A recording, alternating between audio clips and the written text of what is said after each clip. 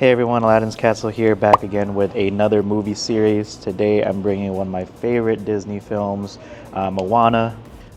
This is a Ruby Sapphire deck. The whole idea is to ramp up towards your large characters that closes games, such as Gramma Tala and Tamatoa. And it's essentially like a traditional Ruby Sapphire popsicle deck, but with Moana characters. So we are going to start off with the 1-drops. We're running 4 popsicles. Popsicle is your main draw engine. It's seen in all Sapphire decks.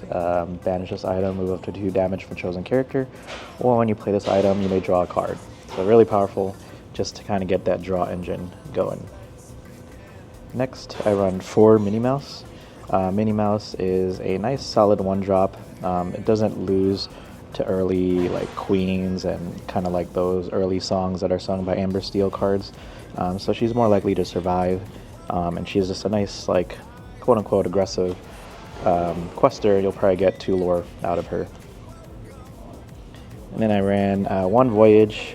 Basically says move up to 2 characters of yours to the same location for free. So you can pretty much get a lot of these characters with the effects to your locations, and they kind of trigger. And it's part of the movie, so it's pretty cool too as well. Next, on to the 2-cost ink cards. We're on Gramma Tala. She is the Gramma of Moana, and she is part of your ramp package. Her ability says, I will be with you. When this character is banished, you may put this card into your inkwell face down and exerted.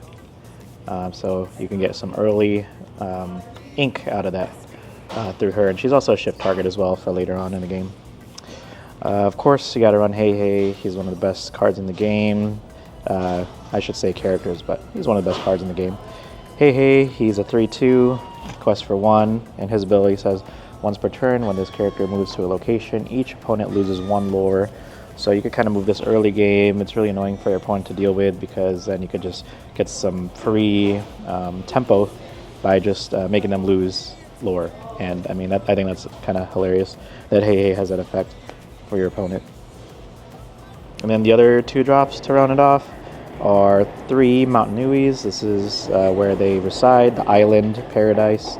Its ability is called Reincarnation. Whenever this character is banished while here, you may put that card into your inkwell face down and exerted. So it has a 5 willpower, quest for 1, and then when you move your character is there and they get banished, they're pretty much going to be ramping with you too. So it's a 2-cost inkable, which is nice. You don't always have to put it there, but with Voyage, Jim Hawkins, which you'll see later on, and Hey Hey, there's a lot of synergy with moving to this specific location. On to the 3 drops. I ran 2 Maui. You don't really see this card too often. He is the Soaring Demigod. He is a 5/2 Reckless character. Reckless states that this character can't quest and must challenge if able to. So it really takes out a lot of the really high defensive characters, like could put a little dent to like Robin Hood or Flavisham. So it's really aggressive in that sense. It does die off to a lot of like removal, like Seal songs. But his effect says whenever a character of yours named Hey Hey quests, this character gains +1 lore and loses Reckless for the turn. So kind of a little bit of synergy with Hey Hey, which is pretty cool. So he could quest instead of just being this big 5 strength beat stick. But he's there just for the threat of dealing damage, and he could deal 5 damage to a location, which is also very helpful. And this deck could deal with locations very easily, so you're not too worried about those decks like Queen's Castle or McDuck Manor. Then I run Kakamora, Menacing Sailor. This is basically the tribe of coconut pirates that attack Moana and Maui in the movie. They have an ability called Plunder. When you play this character, each opponent loses a lore, so it's very similar to Aladdin.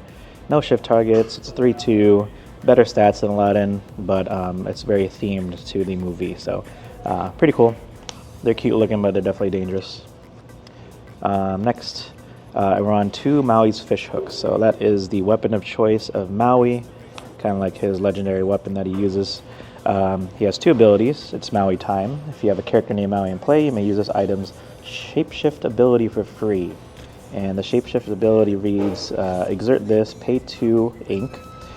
choose one. Chosen character gains evasive till the start of your next turn, or chosen character gets +3 strength this turn. So this also helps against other location decks, other decks that have a lot of a lot of willpower.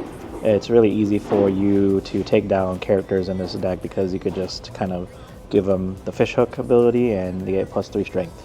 So very helpful, and then if you use it with Maui, you don't have to pay the extra 2 ink to use it. So that's pretty cool, and then you could also give your characters evasive, so if you're trying to protect a character, you could give it evasive till the start of your next turn, and they can't challenge into it. Very useful, and it could also attack into other evasive characters like Minnie Mouse. Next, I ran 3 Hearted Tefiti. This is the gem that belonged to the Mother of the Island, basically. And this is found, I think, washed up, and it was given to Moana as a young teenager. So that was the whole point. She kind of made it her goal to return the gem to Tefiti in order for that curse to be lifted back to its rightful owner. So this ability is a 3-cost ink called Create Life.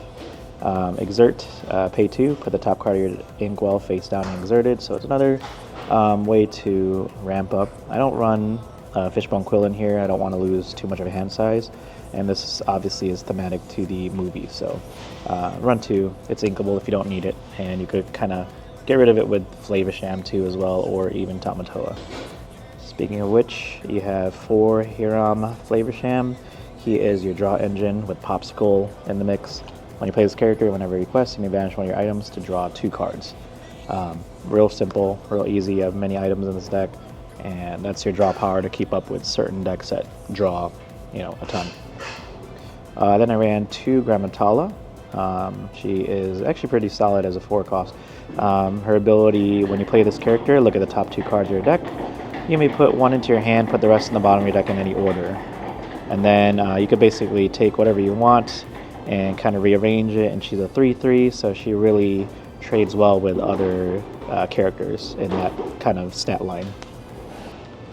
Then I ran 2 Moana, Undeterred Voyager. She's evasive, so she helps deal with Minnie Mouse and a lot of the other random evasive characters, like if they're running Amber, Ruby, Mufasa, and they're playing like Pongos and Goofies and whatnot, she could kind of trade up to it. And also hard for other decks to get rid of. She also could shift into the bigger Moana as well. Then one of the main songs, which is the whole background of my playmat, is How Far I'll Go, right over there. This card is actually really good. It's a 4-cost uninkable action song. Look at the top 2 cards of your deck, put 1 into your hand and the other into your inkwell face down and exerted. So you could sing this with like Flavisham or Moana because she has evasive, so it's hard for them to kind of challenge it. Or Gramma Tala, whatever you want. And you could get a card and then ramp up so that on turn 4 you'll be going to turn 6 next. Or even vice versa if you're able to ramp with Tefiti also. So very, very good card that helps you reach those higher levels a lot quicker, so you could drop those bigger characters a couple turns earlier. And then I did talk about other locations too, McDuck Manor.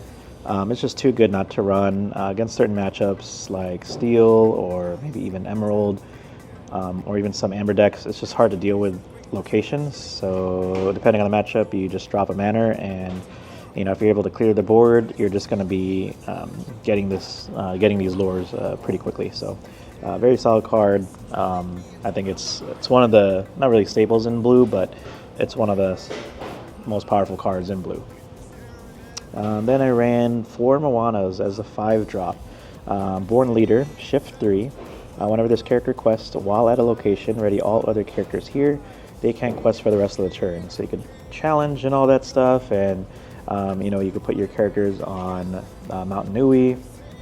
But you don't get a lot of benefits from McDuck Manor. But I mean, at least you could ready those characters and challenge them as well if you need to have that kind of line of play, which is why this deck again is really easy to take out characters, because you could ready them. 4/4, quest for 2, solid stats, and she's a captain too, which is actually funny. You could play like Piglet or even Smee to kind of complement her. And then next, of course, Maui. He is an amazing character. Dwayne "The Rock" Johnson is one of my favorite wrestlers, so he is just amazing in this role. Rush Reckless deals with so many cards in the game, deals with so many locations, deals with Robin Hood, deals with Flavisham, deals with everybody pretty much that's relevant in the meta right now. And if you're running Ruby, you pretty much have to play Maui. He's just too good not to run. So you gotta have him at that slot. And then I ran 2 Jim Hawkins. Hawkins is a way to kind of get extra value. When you play this character, you may play a location with a cost of 4 or less for free.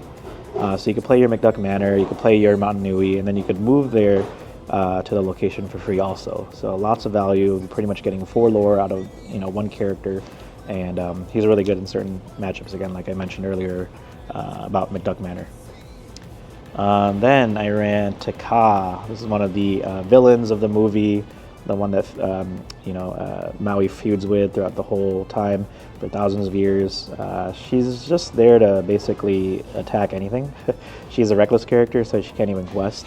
She doesn't even have any lore value, but she's an 8/6, so she beats any pretty much card in the game outside of like Chernobog or something like that, and a few others, and takes out at like most locations. And she's just gonna survive like the Medusas and stuff. So it's just a strong character, and sometimes you just need that to kind of come back against those powerful decks like Cinderella, who has +2 resist if they play the 7 cost.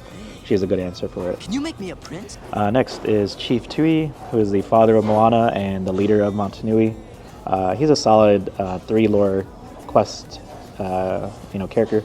He has support 2 as well, so you could add the support to any of your characters, Maui, whatever. Again, like adding the support to your strength is just so good at taking down locations and characters that have resist. So this deck has no issue with that. But quest for 3, powerful, 6 willpower, and he's just good. He's a chief for a reason. He's really strong to complement with your other Moana characters. One of your win conditions of the game is Gramma Tala. She is a legendary out of set 3, Spirit of the Ocean. She's a 4/8, quest for 2, shift for 5, so you could shift this over your 2-drop or your 4-drop Tala. And her ability says whenever a card is put into your inkwell, gain 1 lore. So you could shift her, you could sing how far I'll go, you could ramp a card, gain lore, you could also ink per turn. You could also use Heart of Tafiti to ink, gain another lore.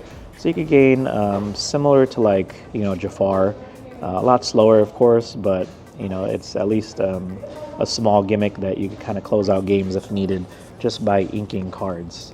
So that's pretty cool. And her being an 8 willpower card is also hard to get rid of. Then I ran 1 Maui, the whale. Some people think he's like a gimmick too. I mean, he kind of is with the 8/8. This character can't ready at the start of your turn, so you gotta pay 2 to ready him. But you could play him for 7, and then if you have the 2 ink to spare, you could ready it, and then you could start challenging and all that stuff. So it's really strong to take out, again, like locations, McDuck Manors, Queen's Castle, all that, or just a big beefy character. And then to top it all off is Tamatoa, the other villain of the movie. He's a giant, villainous crab who loves anything shiny. That's why his surname is so shiny.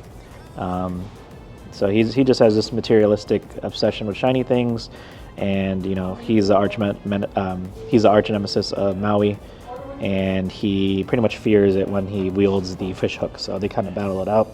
And this character says, what have we here? When you play this character and whenever you quest, you may return an item card from your discard pile to your hand. And then also the ability Glam. This character gets +1 lore for each item you have in play. So this is very similar to, just the traditional Ruby Sapphire deck. This is your closer. You have 2, 3, 4 items out. He's going to be questing for 3, 4. And if you don't get rid of him, he's just going to be winning you the game. So you have several ways to win through Tamatoa, Gramma Tala, and then you could clear the board with Maui and fish hooks and all the other good cards that synergize. I think it's a pretty good competitive deck, very similar to the Robin Hood deck that was Emerald Steel. This time this is Ruby Sapphire, and it's at least, I think, competitive. I didn't have any locals to play this week, so I had no data to back it up. But if you guys want to try it out, if you guys are watching my movie series, I think it's something fun to do at your locals or with a group of friends. You know, that's pretty much what this series is about, just having fun. It's a lot more casual. Take it to your local card game store, take it with a group of people that you like playing with, and have some fun. And hopefully you guys like the video. I'm also running the 400 subscriber contest, so if you guys haven't hit that, I'll give a link in the description below. Once I hit 400 subs, I'm giving away a Illuminator's Trove, and I would love to do that right before these new set comes out. I have one more movie series coming out, and I will see you guys probably next week. And we got set champions coming out as well. I'll have some deck profiles ready for you in the coming week. If you haven't already, rate, comment, subscribe. I will see you guys in the next video. Peace out.